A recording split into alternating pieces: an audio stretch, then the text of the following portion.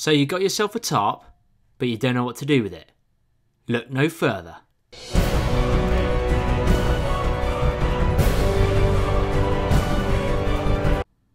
First things first, you're going to want to know how to tie your ridgeline. I'm using 550 paracord and I've tied an overhand loop at the end. I'm then passing a second loop through that first loop and using a nifty thrifty stick to go underneath this loop. Once it's passed through, you can pull tight and ratchet down on that bad boy, and then you can tie the rest of the ridgeline. Once you've cinched the knot tight, you can then leave your ridgeline loose and work on your knot at the other end. Now I don't know the exact name of this knot, guys. Who cares? I think it's called a taut tarp hitch. Wrap your ridgeline around the back of the tree, wrap over it, then under it, and pull back on itself as hard as you can. This is where you need to keep the most amount of tension on that ridgeline. Then I pull the working end over the ridgeline and make a U shape. Pull the loose paracord back through this U and away from the tree, making sure everything is cinched down tight. I like to hold the knot so nothing slips. You then have a secondary loop, and at this point I'm going to make my quick release loop by pulling the remainder of the paracord away from the tree. Now it's time for the guitar test. Give your ridgeline a pluck, make sure it's nice and tight, and let's sort that secondary loop out by putting a stick there and pulling all the loose paracord back through. This means that it definitely won't slip. Now there are quicker ways to set up a tarp shelter, but for the sake of this video, I'm going to lie my tarp out on the ground in its square shape. So the first tarp tent we're going to look at is the Stealth Tarp. I've used this in my videos recently. It's certainly one of my favourite setups. But let's take a look at the positives and negatives. Firstly, it's stable in strong winds, it has a ground sheet, and is low profile for stealth camping.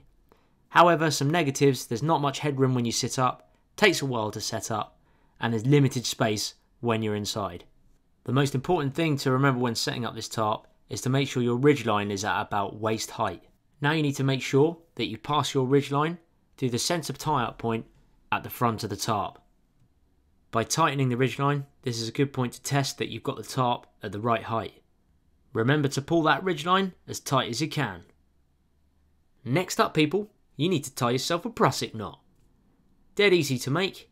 Grab yourself a piece of paracord, double it over on itself, and tie a simple overhand knot. This should then create a loop. And here's a pro tip for you. When you're tying knots, use your fingers to create a loop to pass tag ends through. It makes it much quicker. Just like I'm doing on this overhand knot here. Make sure everything's cinched down nice and tight. For the next stage, and to tie the prusik knot, pass your loop over your ridgeline with the tag end going through it, and then do this again. Cinch it down, but I like to do it slowly to make sure none of the paracord slips and also that the knot is all in line. Once you've done this, it kind of looks like a monkey's fist. Fist pump, yeah. And here's where the prusik knot works its magic. It slides along the ridgeline nice and easily, like so. However, when you put it under tension and pull the knot tight, it doesn't slip at all. Awesome. Oh yeah, back to the tarp. Take the next tie-up point from the centre and move your prusik loop over to it. Pass this prusik loop through the tie-up point on the tarp and create a hole. Push your stick toggle through, pull it all down, and then you've made yourself a sliding adjustable toggle. I like to tuck the knot through it as well, just for extra security. Now you can pull your prusik knot to the sides to tighten and loosen the tension on the tarp. Do exactly the same to the tie-up point to the left of the centre on the opposite side and give it a test. Make sure everything works. Now you can make your own wooden tent pegs from sticks, but for the sake of this video, I'm just going to use your standard tent pegs. At this point, your tarp should look like this, and you need to make your way round to the back. Tuck half of the tarp underneath. This part is going to be your ground sheet. You'll start to see the shape of the shelter as I do this. Then you need to pull out the 3 back tie points that are opposite the 3 tie-out points on the ridgeline. One of the most important things about this shelter is making sure that all your tie-out points are pulled tight. This is really important for when there's strong wind conditions or heavy rainfall. Keep it all tight, keep it all in line, people. I like to peg down the centre tie-out point first so that I know what I'm working with. Then I head out to one of the side tie-out points, pull it taut against both the ridgeline and the other centre peg, and then pull the opposite side down. These pegs need to be pulled tight. Now it's time to head to the side of your shelter. Tuck the remaining tarp underneath to add to your ground sheet. Again, pull it tight, peg it in. Head to the other side and do exactly the same. Tuck it under, make that ground sheet, pull everything tight. For the final two tie-out points of your tarp, you need to bring them inwards towards the centre. This will help create sides to your shelter and protect you from the wind and any cold drafts in the evening time. Remember all that loose tarp that you tucked under the shelter? Now it's time to make that ground sheet. Pull everything out, get it all in line, make it looking nice and tidy for when the ladies come round. And then Bob's your uncle. You've got yourself a low profile stealth shelter. I've used this shelter in the wind and the rain and it's worked fine. It's dead handy having the ground sheet and it's easy to lie down full length in. Obviously you can adjust it if you are taller. However, there is a severe lack of headroom. I like to put the sides of the ground sheet over the tie-up point at the front of the shelter just to help protect me from the draft. If it's a hot summer's day, you can take the side of your shelter, wrap it around the ridgeline and use a stick toggle to keep it tight. This will help the airflow and keep you cool when the temperatures are getting warm. Another pro tip. If you find you're getting condensation on your tarp when you wake up in the morning, grab yourself some smelly socks, that's right, smelly socks, and a 2-foot stick. Put this stick under the tarp towards the back. This will raise the ceiling of the tarp and give you more room to move around and reduce condensation. On to tarp number 2, the teepee tarp. I like to use this tarp in the summertime as it lets a little bit more airflow through. Let's take a look at some of the pros and the cons. So the benefit of this shelter is there's much more headroom, it still has a ground sheet and it's easier to set up. However, you're more open to the elements, there's a little less leg room and you're still limited on space inside the shelter. You can actually set up this shelter from the previous tarp tent setup that I made. All you need to do is undo the toggles and then go around the rest of the tarp and take out all those stakes. Then loosen your ridge line and raise it up to about neck or head height. Obviously this will vary depending on how tall you are, but for me personally it's around about head height. Pull that ridge line nice and tight again and then make sure that your knots don't slip. Following this, peg down the sides of the tarp in a triangle or teepee shape, but make sure you're pulling it out further from the ridge line to give you more protection from the elements. Again, make sure everything is pulled tight, people. A loose tarp is asking for trouble. Again, similar to the previous shelter, pull out that centre tie-out point in line with the centre tie-out point on the ridge line, and then take the one to the left or the right and peg this one in nice and tight. Tuck under that ground sheet and do the same to the opposite side so that everything is symmetrical. Tuck it under, pull the tie-out point nice and tight. You can see the actual tent shape being formed here, and then peg it down. It's time for a tarp tour. This is what it looks like going around the back of the tarp. Nice and square, nice and tight. Giggity. All you need to do now is pull out the ground sheet from the underlay of the tarp that you flipped under, get it all in line, and then you are ready to settle into your shelter. As you can see, the benefit to this tarp over the previous low profile stealth tarp is that you can sit up and you've still got plenty of headroom. Lying down is a little bit limited on space, however, but I found that if you lie diagonally, you should be able to get a good night's sleep. However, not everyone's a hobbit like myself, so for those tall people out there, if you want a bit more legroom, slightly lower your ridge line and then tie out the side points again, but this time giving them a much flatter angle. This should hopefully give you a lot more legroom when you're lying down. Tall people problems solved. So get on up into your nice cozy shelter and do the Superman impression. You can see now there's much more legroom. That's easily 6 foot if I stretch out over 6 foot. It's much more comfortable. However, you're going to limit yourself on headroom again, so you're going to have to lie down for most of the time. It's up to you. You can vary these shelters to what you like. Remember that smelly sock? Place it towards the back of your shelter, gives yourself a bit more headroom and legroom, and it also reduces the condensation when you wake up in the morning. Okay people, on to tarp shelter number 3, the classic A-frame. Let's take a look at some of the positives and negatives of this bad boy. So one of the main positives of this shelter is that you can sleep 2 or more people. It's dead easy to set up and it's awesome during heavy rainfall. However, there's no ground sheet and you're still limited on headroom.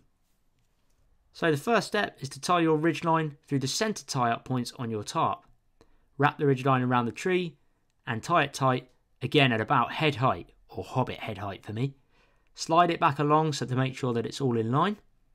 And then I actually like to use a prusik knot with that loop again on the end tie-up points of the tarp. This allows me to put tension on it and to make sure everything is really taut.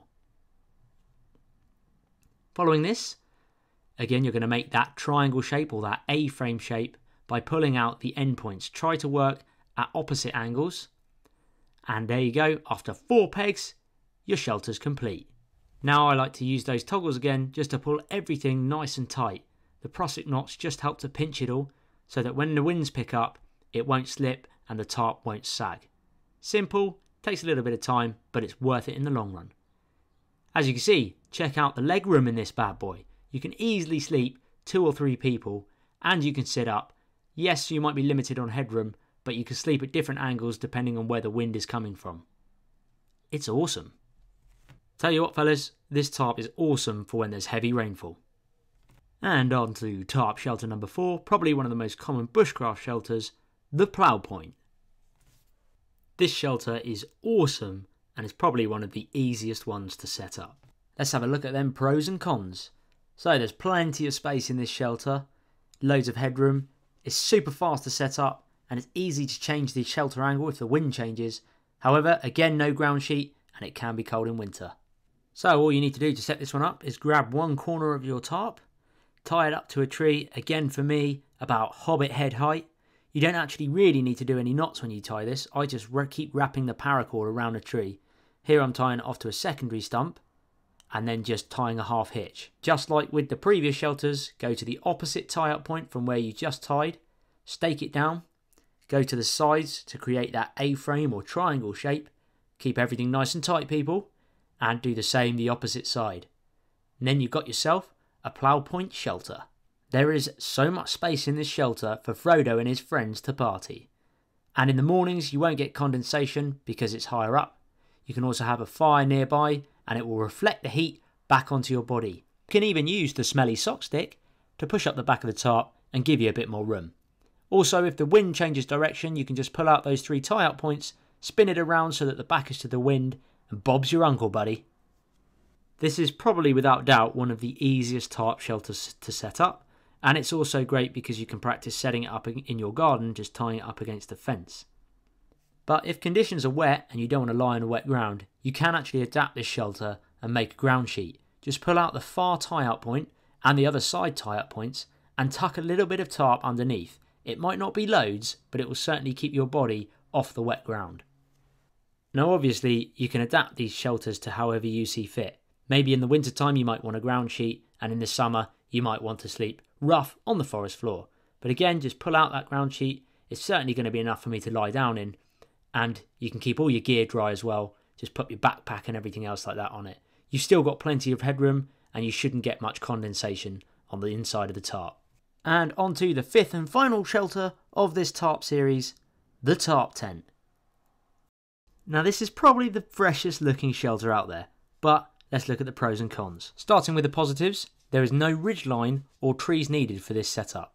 It's a strong, stable structure, good in the rain and the strong winds. There is minimal space needed for setup. However, it does take a while to set up. You need a centre pole which reduces the space inside, and there's no ground sheet. To begin with, you're going to want to lay your tarp out nice and square. You're going to take the tie-up point that is first one in from the corner tie-up point and stake that down. Do the same to the next tie-up point from the corner, pulling in an opposite direction from the one you just staked in. Do exactly the same to the opposite side. Effectively, you're going to be making a right angle in a minute. Make sure everything is opposite and pull tight. This is essentially going to be the back of your shelter.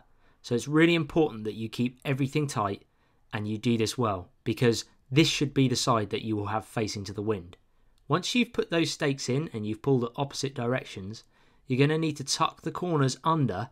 They're not acting as a ground sheet this time, but you're just tucking them under, and this will help give you the sharp angle needed to keep your structure nice and strong. So if you've done it correctly, your tarp should end up looking like this with those right angles in the corners. Now it's time to make the entrance. Take the tie-out point 1 in from the corner and go about 6 inches in from that and pull that corner tie-out point to where that was.